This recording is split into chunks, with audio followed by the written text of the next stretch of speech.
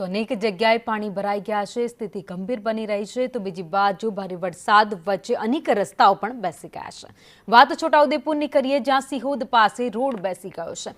Diversion પર ભૂવો પડ્યા બાદ રોડ બેસી ગયો છે। ભારત નદીના પાણીના પ્રવાહમાં રોડને નુકસાન થયું છે। રોડ બેસી જતા વાહન ચાલકો અટવાઈ ગયા છે।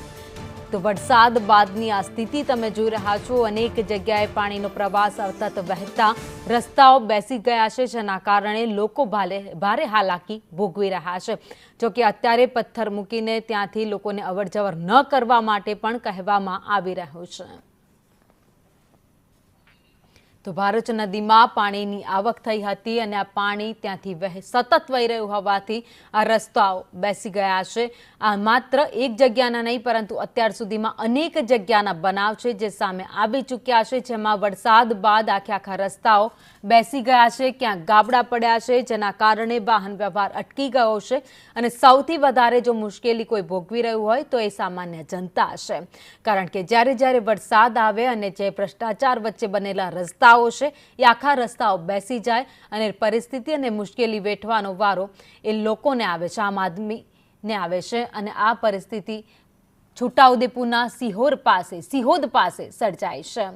ભારત નદીના પાણીના પ્રવાહમાં આખો રસ્તો બેસી ગયો। રસ્તા પર મોટી તિરાડો પણ દેખાઈ રહી છે। વધુ અપડેટ સાથે સંવાદદાતા અમિત અમારી સાથે જોડાઈ ગયા છે।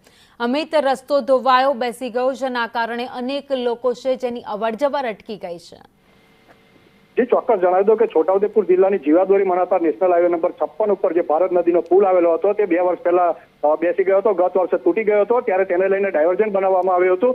તે ગયા વર્ષે પણ ડાયવર્ઝન તૂટી ગયું હતું અને 4 કરોડના ખર્ચે નવું ડાયવર્ઝન જે 2 મહિના પહેલા જ કાર્યરત કરવામાં આવ્યું હતું।